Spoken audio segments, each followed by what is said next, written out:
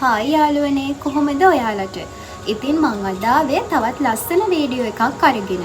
ඉතින් මේ වීඩියෝ එකෙන් අද අපි කතා කරනවා කොහොමද අපේ ඕරා එක වැඩි දියුණු කරගන්නේ කියලා.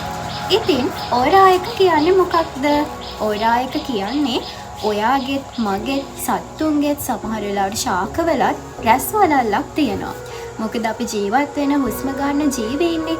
ඉතින් ඒ රැස් වලල්ල කොහොමද වර්ධනය කරගන්නේ කියලා තමයි මම අද ඔයාලත් එක්ක කතා කරන්නේ. බුදුරජාණන් වහන්සේ ජේසුස් වහන්සේ ඇතුළු මේ ලෝකයේ ලොකු විප්ලවයන් කරපු ඒ උතුම් වූ ශාස්ත්‍රඥ වහන්සේලාගේ ඕරා එක ඉතාමත් ඉහළයි, ඉතාමත් ප්‍රබලයි.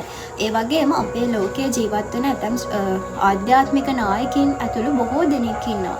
ඉතින් එයාලට ඉතාමත් ඉක්මනින් ප්‍රසිද්ධිය දිනුවා මේ හැමදේම ළඟා වෙනවා. ඉතින් ඒකට හේතුවක් තමයි එයාලට තියෙන මේ ඕරා එක. ට උදේ හවස මල් පහන් පූජා කරලා වැඳලා ඔයාගේ ශාස්ත්‍රඥ වහන්සේව සිහි කරලා හිත එකක කරගන්න පුළුවන් නම් ඇත්තටම ඔයාට හොඳ ඕරා එකකට යන්න පුළුවන්. ඔයාගේ ඕරා එක ගොඩක් ඉහළට වැඩි දියුණු කරගන්න පුළුවන්. මොකද ඒ තුලින් ඔයාගේ හිත ගොඩක් සංසුන් වෙනවා. ඉතින් වඩාත්ම වටින්නේ මේ දේ. ඉතින් සතියකට සැරයක් හරි ඔයාට ආගමික ස්ථානයකට ගිහිල්ලා ඔයාගේ හිත නිරවුල් කරගෙන ඔයාට ජීවත් වෙන්න පුළුවන් නම් ඔයාගේ ඕරා එක ගොඩක් වැඩි දියුණු කරගන්න පුළුවන්. ඉතින් මේක තමයි පළවෙනි ස්ටෙප් එක. ඔයාගේ ඕරා එක වැඩි දියුණු කරගන්න දෙවෙනි ස්ටෙප් එක තමයි භාවනාව, මෙඩිටේෂන්. ඉතින් මෙඩිටේට් කරන ක්‍රම ගොඩාක් තියෙනවානේ. ඉතින් පළවෙනි ක්‍රමය විදිහට මම ඔයාලට කියන්නම් මෛත්‍රී භාවනාව, ආනාපාන සති භාවනාව, ඒ වගේ භාවනා කරන ක්‍රම ගොඩාක් තියෙනවා. ඉතින් මේ ක්‍රම ගොඩාක් අතරින් ඔයාලට පුළුවන් ඔයාලට පහසු ක්‍රමවේදයක් යොදා ගන්න. ඉතින් වර්තමානයේ නම් ගොඩාක් කාර්යබහුල සමාජයක් නේ තියෙන්නේ. ඉතින් මේ කාර්යබහුල සමාජය තුළ ඔයාලට පුළුවන් ඉතාමත් ඉහළ ෆ්‍රීකවන්සි ලෙවල් එකක් තියෙන, ඉතාමත් ඉහළ හර්ට්ස් ගානක් තියෙන ඇතැම් මියුසික් වලට සමන් දෙන්න. මෙඩිටේෂන් මියුසික් වලට.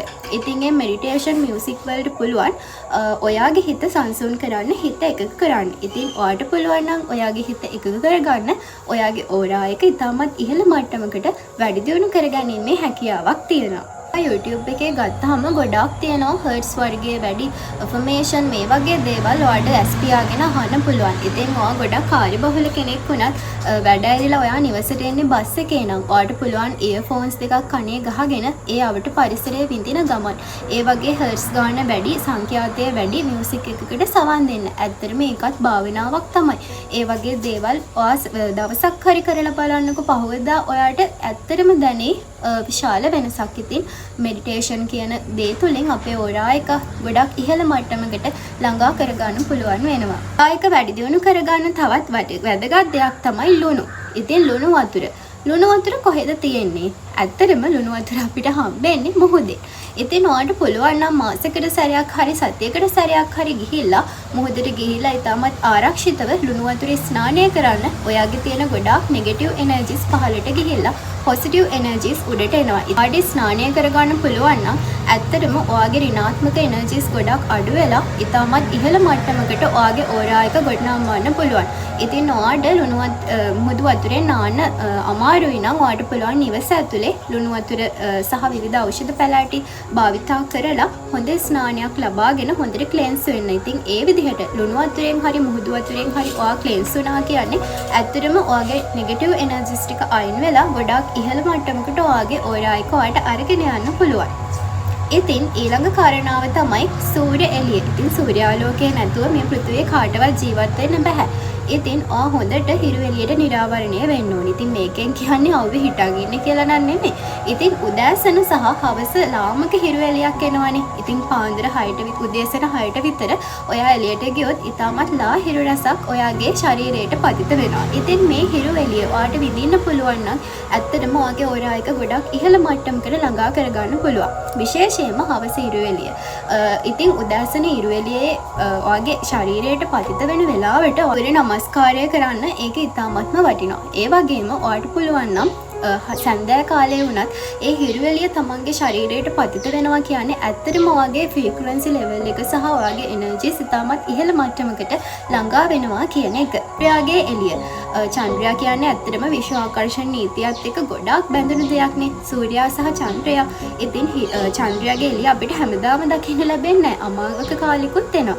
හැබැයි පොය දවස් සහ ඒ ආශ්‍රිත දවස් කිහිපය ඇතුලේ අපිට චන්ද්‍රයාගේ එළිය අපේ ඕරායක වැඩි කරගන්න භාවිතා කරන්න පුළුවන්. අද පායලා තියෙන වෙලාවක නිවසෙන් එළියට පොඩ්ඩක් බහැලා ඇවිදලා බලන්න. ඔයාට ලොකු වෙනසක් දැනේ. ඔයාට පුළුවන් මූන් වෝටර් හදාගෙන පානය කරන්න. ඒ වගේම ඔයාට චන්ද්‍ර නමස්කාරයත් කරන්න පුළුවන් නම් ඔයාගේ ඕරායක වැඩි දියුණු කරගන්න ඒක ලොකු හේතුවක් වෙනවා.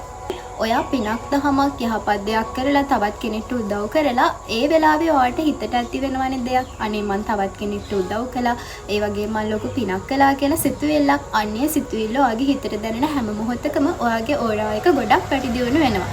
ඉතින් ඒ නිසා දෛනිකව වතුරේ වැටලා ඉන්න කුඹියෙක්ව ගොඩට අරන් හරි එහෙම දෙයක් කරලා උදව්වක් කරලා සතුටු වෙන්න. සතෙක්ට කන ටිකක් දීලා යාළුවෙක්ට උදව් කරලා අසරණ වෙච්ච කෙනෙක්ට පිහිට වෙලා ඔයා උදව් කරන්න. ඉතින් ඒ වගේ දෙයක් කරාම ඔයාගේ හිත ගොඩක් පිරිසිදු වෙලා ගොඩක් සතුටක් දැනෙනවා.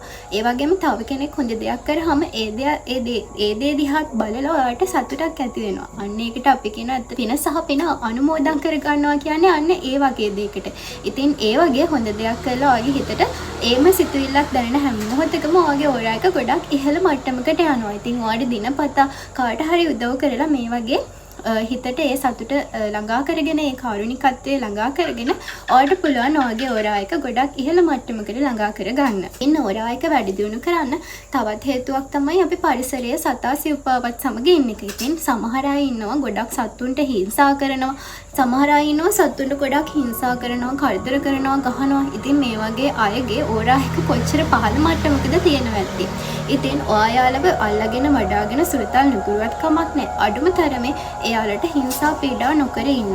ඒ වගේම එයාලට කන ටිකක් දීලා හරි එයාලව ආදරෙන් රැක බලා ගන්න. මොකද ඔයාගේ හිතට දැනෙන ඒ කරුණිකත්වය කියන සිතුවිල්ලට පුළුවන් ඔයාගේ ඕරායක ගොඩක් ඉහළ මට්ටමකට අරගෙන එන්න. ඒ වගේම ගහකොළ සිටවන්න මල් පැල සිටවන්න. ඉතින් බුද්ධහමෙත් කියනවානේ ගස් කොළන් සිටවීම කියන්නේ දිවාරය පින්වැඩෙන පින්කමක් කියලා. ඉතින් ගස් සමග ජීවත් වෙන්න, සත්තු සමග ජීවත් වෙන්න, ඇලදුර සමග ජීවත් වෙන්න. එතකොට ඇත්තටම ඔයාගේ ඕරායක ගොඩක් ඉහළ මට්ටමකට ඔයාට ළඟා කරගන්න පුළුවන්. නාත්මක මිනිසුන් හැම වෙලේම අඬාගෙන ඉන්න, හැම වෙලේම දුකම විතරක් කියන ඊර්ෂ්‍යාකාර යාළුවෝ මේ වගේ පුද්ගලයෝ ආශ්‍රය කරන එක ටිකක් අඩු කරන්න. හිරිස් ගත්තත් ගොඩක් අය බලන්නේ දුක, කංකටොළු, ඒ වගේම මරණ මේ වගේ නරක දේවල් ගොඩක් තියෙන, නෙගටිව් එනර්ජිස් ගොඩක් තියෙන ෆිල්ම්ස් වර්ග. ඉතින් ඔයා රූපවාහිනිය නැනබුවත් දුරකථනය භාවිතා කරලා සමාජ මාධ්‍ය තුළ සැරිසරුවත් පොසිටිව් මයින්ඩ් සෙට් එකක් තියෙන දේවල්ම බලන්න.